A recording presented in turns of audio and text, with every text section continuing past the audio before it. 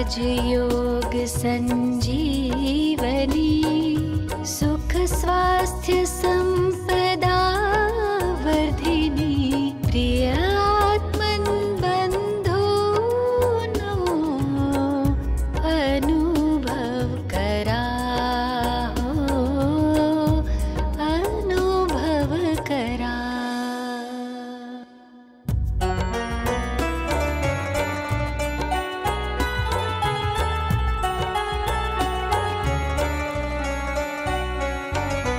शिव पिता योग शिकवी दुःखाचा वडवा विझवी जीवन नंदन वन फुलवी ज्ञानामृत रस पान करा अनुभव करा।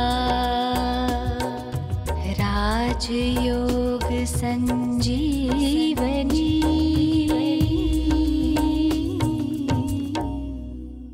नमस्कार मित्रांनो, राजयोग एक संजीवनीमध्ये पुन्हा मी तुमचं हार्दिक स्वागत करते। मागच्या काही सत्रापासून आपण आहारवर चर्चा करत आहोत आणि आहाराविषयी आपल्याला बरीच माहिती मिळाली आहे। मागच्या सत्रात आपण स्पेशली हे बघितलं होतं की मला जितकं पाहिजे मी तितकंच माझ्या ताटात घेऊ आणि मी वेस्ट नाही करणार। तर मला असं विश्वास आहे की तुम्ही हा प्रयोग चालू केला असणार आहे। आज आपल्याला आहाराविषयी अजूनही काही माहिती देतील नेहमीप्रमाणे माझ्याबरोबर डॉक्टर सचिन आहेत स्टुडिओमध्ये, तर मी त्यांचं खूप खूप स्वागत करते। ओम शांती, नमस्कार। ओम शांती। आपण 3 सत्रातनं चर्चा करतोय आहाराविषयी। तुम्ही बऱ्याच वस्तू अशा सांगितलेल्या आहेत, बऱ्याच गोष्टी अशा सांगितलेल्या आहेत की आहार चे विचारावर कसे परिणाम होतात। पण असं पाहण्यात येते काही काही ठिकाणी की काही लोकांचा आहार इतका सात्विक नाही आहे, ॲज सो कॉल्ड सात्विक जे म्हणतात, तामसिक आहार पद्धतीमध्ये त्यांचा आहार मोडतोय, तरी ते दुसऱ्यांविषयी त्यांची भावना खूप चांगली आहे, व्हेरी हेल्पफुल पीपल आहेत। तर ते एक्सेप्शनल आहेत की काय, म्हणजे काय त्याच्या मागे रिझन आहे? 2 गोष्टी आहेत, एक आहे स्थूल आणि एक सूक्ष्म। ठीक आहे, जसं शरीर आणि आत्मा आहे, शरीर स्थूल आहे, आत्मा सूक्ष्म आहे। दोन्ही एकमेकावर प्रभाव टाकत असतात। ठीक आहे, शरीर हे तत्वापासून बनलेलं आहे आणि आत्मा हे वेगळं तत्व आहे ज्याला आम्ही मेटाफिजिकल लाईट म्हणतो। तर भोजनाचं पण तसंच आहे। तर भोजन आपल्या शरीरात जातं आणि त्याच्यानंतर त्याचा आत्म्यावर प्रभाव पडतो। ठीक आहे, जसा भोजनाचा आत्म्यावर प्रभाव पडतो तसा आत्म्याचा पण भोजनावर प्रभाव पडतो।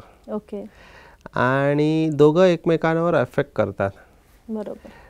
तर जेव्हा आम्ही म्हणतो की तामसी पदार्थ, तर त्यांच्यामध्ये पोटेन्शियल आहे। ओके, त्यांच्यामध्ये अशी शक्ती आहे की ते घेतल्यानंतर तुमचे विचार एकाग्र व्हायला कठीण असतात, पण असंभव नसतात।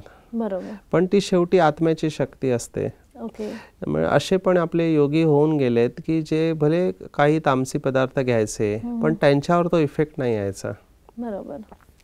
तर इथे प्रिन्सिपल जे काम करतं, ज्याला आम्ही म्हणतो की इंग्रजीमध्ये एक म्हण आहे, it is not what goes through the mouth which is very important but what comes out of the mouth that is more important. तर दोन्ही गोष्टी आहेत। जर तुमची आत्मा शक्तिशाली असेल, पवित्र असेल, तर तुम्ही ह्या प्रभावापासून स्वतःला वाचवू शकता। बरोबर। आम्ही जे सगळं सांगतोय ते त्यांच्यासाठी की ज्यांना आतून कमजोर आहेत, ज्यांच्यावर इफेक्ट येण्याचे चान्सेस आहेत, कारण ॲडव्हान्स स्टेजमध्ये हा इफेक्ट येत नाही। ठीक आहे ना, पण म्हणून प्रत्येकाने स्वतःला ॲडव्हान्स समजणं हे चुकीचं आहे। हो, आपल्याला स्वतःची स्टेज आपल्याला स्वतःला माहितीच असते आणि जनरल पिक्चर तेच आहे ना। तर म्हणून आम्ही जो पर्याय सांगितला की तुम्ही एक्सपेरिमेंट करून बघा।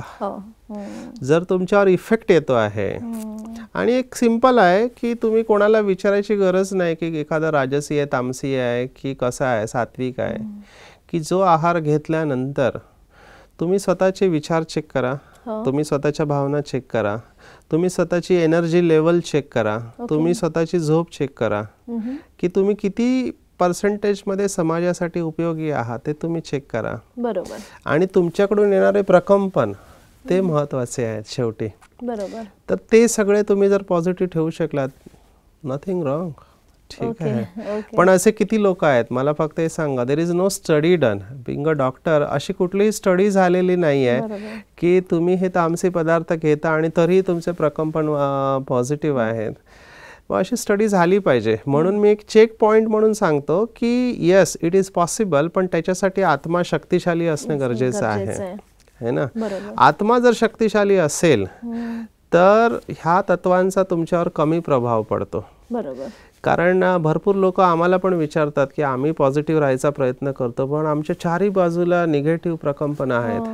म्हणजे आम्ही पण जेव्हा ऑफिसमध्ये जातो तर लोक म्हणतात, हे आले संन्यासी आले, आता गप्प बसा, आता अशा तशा गोष्टी बोलायच्या नाही आहेत. मग मी त्यावेळेला I take it as a compliment. कमीत कमी माझ्या आनाने यांची सिगरेट लपवली जाते, हे चुकीच्या गोष्टी बोलत नाही सगळ्यांसमोर, पण तो पण एक प्रभावच आहे ना.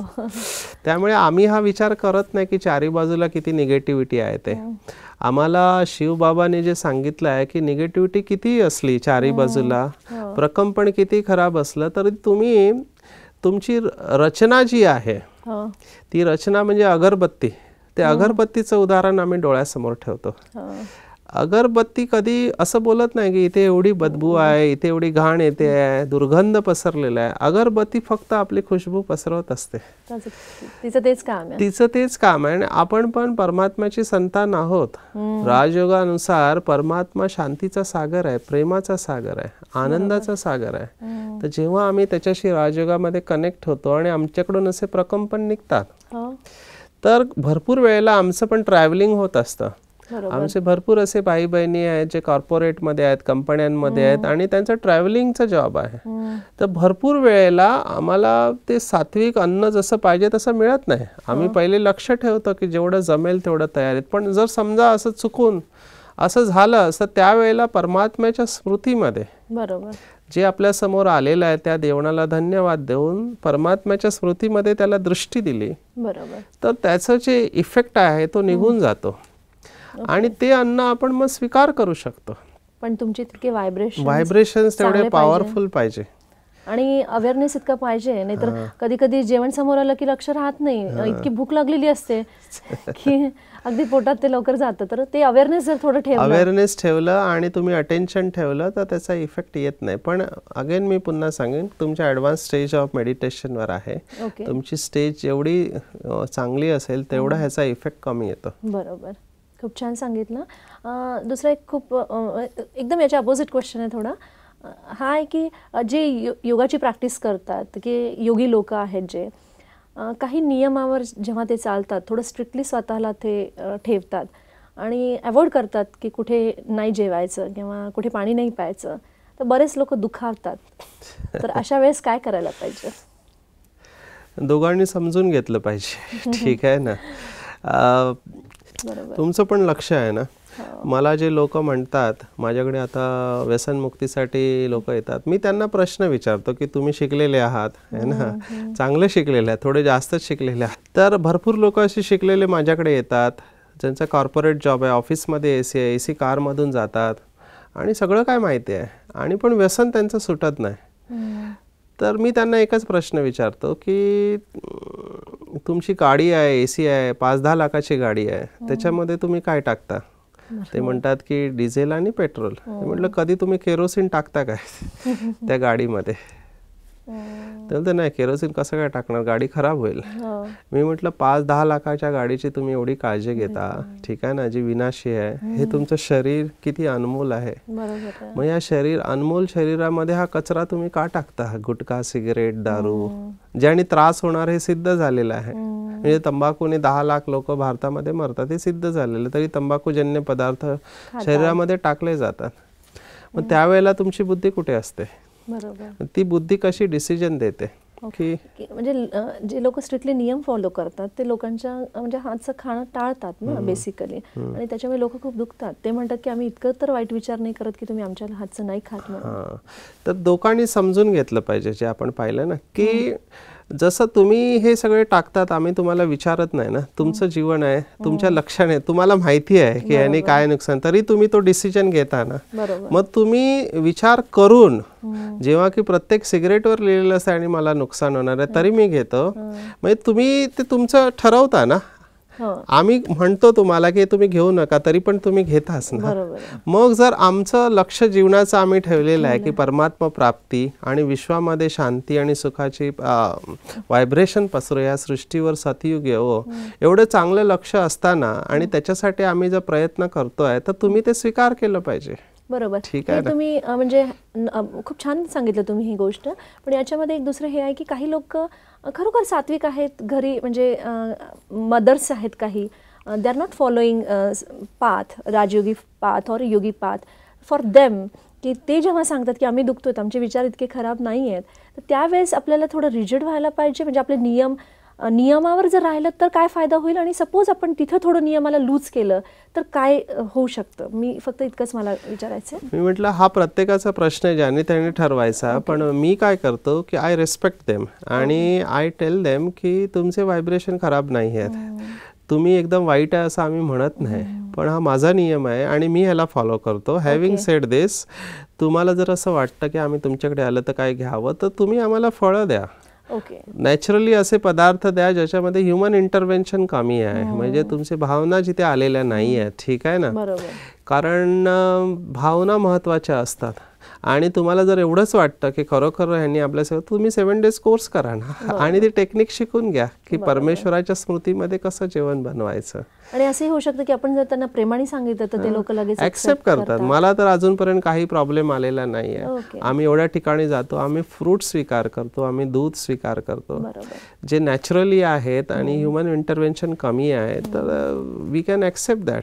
ठीक आहे. फक्त काय तिथे लूज पडू नये, कारण एकदा आपण तिथे लूज पडलो ना मग ते मायाचा दरवाजा उघडतो. आणि मला विचारायचं की जे लोक नियमवर चालतात त्यांना कधी कधी रिजिड मानलं जातं, परंतु नियमाचं खरा म्हणजे काय होतं त्याच्याने आपल्याला, की सेफ्टी मिळते, एक विल पॉवर वाढते, भरपूर गोष्टी आहे. नियमावर चालण्याने फायदा काय होतं, एक स्वतःवरचा कॉन्फिडन्स वाढतो की मी या नियमावर चालू शकतो, आणि नियमावर चालल्याने आपण प्रोटेक्टेड राहतो. कारण तुम्ही चेहऱ्यावरून अंदाज लावू शकत नाही की व्यक्तीचं काय आतमध्ये चाललं आहे ते. ठीक आहे ना, यू आर ऑलवेज प्रोटेक्टेड, कारण हे नियम परमात्म्याने बनवलेले आहे, सांगितलेले आहे. त्याच्यामध्ये सेफ्टी डेफिनेटली आहे त्याच्यामध्ये. आणि डेफिनेटली तुम्हाला आमचा असा अनुभव आहे की दिव्य गुणांच्या धारणामध्ये मदत होतेच होते, डेफिनेटली होते. पण जर समोरचा जास्त हर्ट होत असेल तर तुम्ही त्याला रेस्पेक्टफुली चांगल्या प्रकारे सांगितलं तर तो ऍक्सेप्ट करतो की आमचे हे नियम आहेत आणि आम्ही या पाथवर चालतोय. आणि भरपूर लोक समजूतदार आहेत, ते ऍक्सेप्ट करतात. तर तुमच्याकडे ऋषीमुनी एखादा आला एका धर्माचा, वी रेस्पेक्ट देम ना. किती लोक आहेत असे जे नाही करत.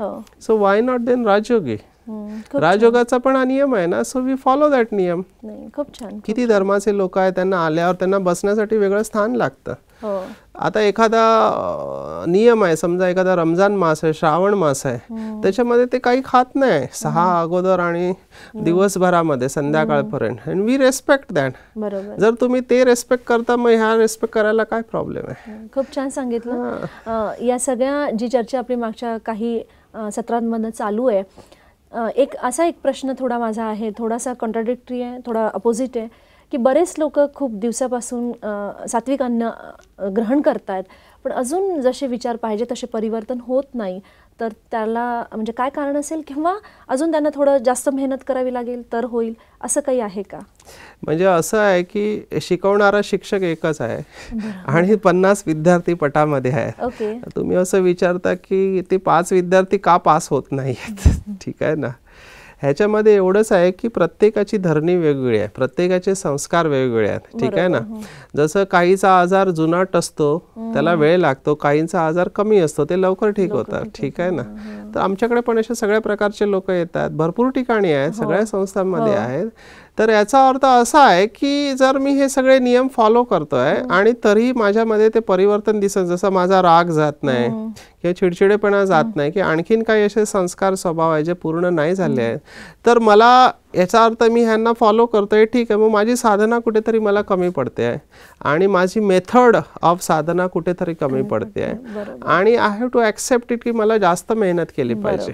आणि जेव्हा आपण जास्त मेहनत करतो तेव्हा आपल्याला डेफिनेटली त्याच्यामध्ये सफलता मिळते. त्यामुळे निराश न होता आपण मेहनत आपली वाढवली पाहिजे आणि जे आपले सिनियर्स आहेत, वरिष्ठ आहेत, जे या स्टेजमधून गेलेले आहेत, त्यांचं मार्गदर्शन घेतलं पाहिजे. खूप छान. तर हा फरक आम्ही पाहतो आणि इट इज अ मस्ट. आणि दुसरी गोष्ट एक होते की जेव्हा योग मार्गावर आपण जातो तेव्हा योग मार्ग काय करतो की आपल्या आतमध्ये होमिओपॅथी औषधासारखं काम करतो. तर होमिओपॅथी औषध जेव्हा आपण घेतो तर अगोदर जे आजार असतात ते सगळे बाहेर येतात. म्हणजे जे अगोदर तुम्हाला माहित नव्हतं ते पण आजार बाहेर येतात. समजा तुम्हाला खाज येत असेल तर ते खाज अचानक वाढते किंवा पुळ्या वाढतात. योग हा पण एक अशाच प्रकारे काम करतो. साधने मार्गावर जेव्हा आपण जातो तेव्हा असे चित्र येतात डोळ्यासमोर, असे विचार येतात जे आपण कधी अगोदर अनुभव नाही केलेला. त्यामुळे काही लोक डिस्टर्ब होतात की अगोदर असं नव्हतं, आता हे का असं होत आहे. तर इट्स अ इलाज, हा इलाज चालू आहे आणि तुमचा जो आजार आहे तो बाहेर येतो. त्यामुळे हिंमत न हारता, जसं मी सांगितलं, वरिष्ठ जे योगी आहेत त्यांचं मार्गदर्शन घेतलं आणि अशा वेळेला काय साधना करायची हे जर आपण लक्षात ठेवलं तर हा जो आजार बाहेर येतोय, जुना आजार जो आपला आहे, कारण अनेक जन्माचे संस्कार असतात, ते फक्त ह्या जन्माचं नाही आहे. जसं एकाने मला सांगितलं, सर मी आयुष्यामध्ये कधीही दारूला स्पर्श नाही केला पण मला अशी स्वप्न येतात त्याच्यामध्ये मी दारू पितो आहे, म्हणजे आमच्या घराण्यात कोणी नाही. तर हे कुठली तरी फाईल उघडते आतमधली, असे भरपूर गोष्टी येतात ज्या अनेक जन्मांच्या असतात आणि त्या डिस्टर्ब करतात. जसं एखाद्याला वाईट विचार कधी आले नव्हते पण अचानक मग आता हे चालू केल्यानंतर वाईट विचार आले. इट्स लाईक तुमच्या आतमधली जी बिमारी आहे ती बाहेर येते, बाहेर निघते. हा, तर त्यावेळेला तुम्हाला थोडं धीर धरून वरिष्ठांचं मार्गदर्शन करून साधना कंटिन्यू करायची, कारण हे पूर्णपणे बाहेर येण्यासाठी आलेले आहे आणि एकदा ते बाहेर पडले की तुम्ही बिलकुल शांत स्वरूप अवस्थेमध्ये जाता. तर त्यावेळेला थोडं सांभाळून घ्यावं लागतं आणि मेजॉरिटी योगी या स्टेजमधून जातात. खूप सुंदर सांगितलं. पुन्हा मला मेडिटेशनची आठवण येते, कारण अगदी ते म्हणजे काय म्हणतात की सवय लागली आता, ती खूप रिलॅक्सेशन होतं आहे. पुन्हा मी तुम्हाला रिक्वेस्ट करते, प्लीज मेडिटेशन. अलर्ट होऊन बसायचं आहे. डोक्यापासून पायाच्या अंगठ्यापर्यंत संपूर्ण शरीर बिलकुल हलकं सोडायचं आहे.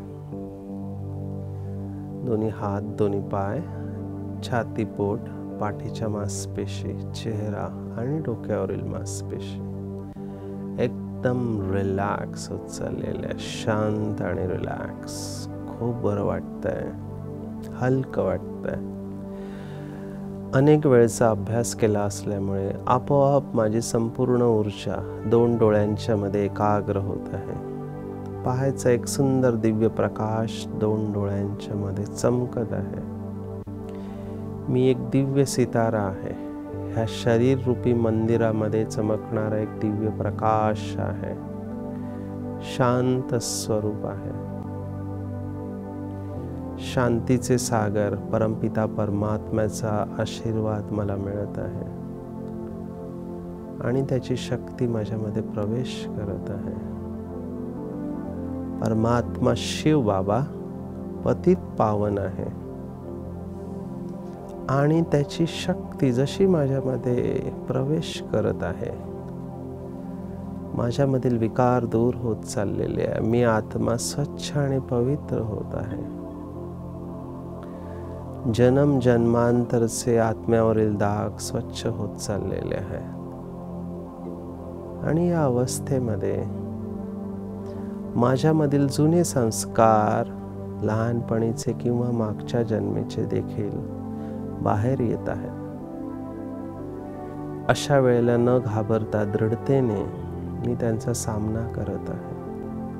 मला पूर्ण ज्ञान आहे की परमात्म्याच्या स्मृतीमध्ये निरंतर राहिल्यावर हा सगळा जुना आजार पूर्णपणे बाहेर पडून मी पूर्णपणे स्वस्थ आणि निरोगी होणार आहे. मला आता खूप बरं वाटतंय, कारण जन्म जन्मांतरची थकावट दूर होत चाललेली आहे. मी पूर्णपणे शांत झालेलो आहे. शरीर आणि आत्मा संपूर्ण स्वस्थतेचा अनुभव करा.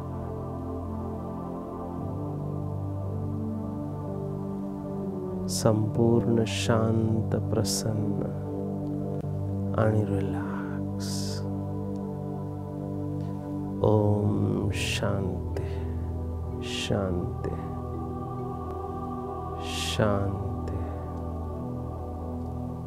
ओम शांती. पुन्हा तुमचे खूप आभार.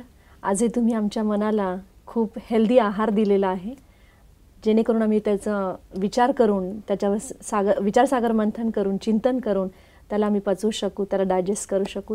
पुन्हा तुमचे खूप आभार. नमस्कार. ओम शांती. धन्यवाद. बऱ्याच अशा गोष्टी आहेत ज्याच्याबद्दल आज आपण चर्चा केली आणि डॉक्टर सचिननी आपल्याला खूप सुंदर मार्गदर्शन त्यामध्ये केलं की कित्येकदा आपण बरेच नियम फॉलो करूनही चेंजेस लवकर दिसत नाहीत किंवा आजार मधला बाहेर निघतोय, काहीतरी जुन्या फाईल्स आपल्या बाहेर निघतात, तर न घाबरता आपल्याला हिंमतीने थांबायचं आहे तिथे. कित्येक लोक अशी आहेत की जे एकदम ॲडव्हान्स स्टेजला पोहोचलेत, तर त्यांच्यावर आहाराचा इफेक्ट थोडा कमी होतो, पण याचा अर्थ हे नाही की आपल्या सगळ्यांवर त्याचा इफेक्ट नाही होणार. तर आपल्याला स्वतःला हे प्रश्न अगोदर विचारायचे आहेत की माझ्यावर त्याचा इफेक्ट किती होऊ शकतो. तर या सगळ्या गोष्टींबद्दल आज आपण इतकी सुंदर चर्चा केली. तुम्ही याचे प्रयोग करा. आपण पुन्हा भेटूयात पुढच्या भागात. तोपर्यंत मला रजा द्या. नमस्कार.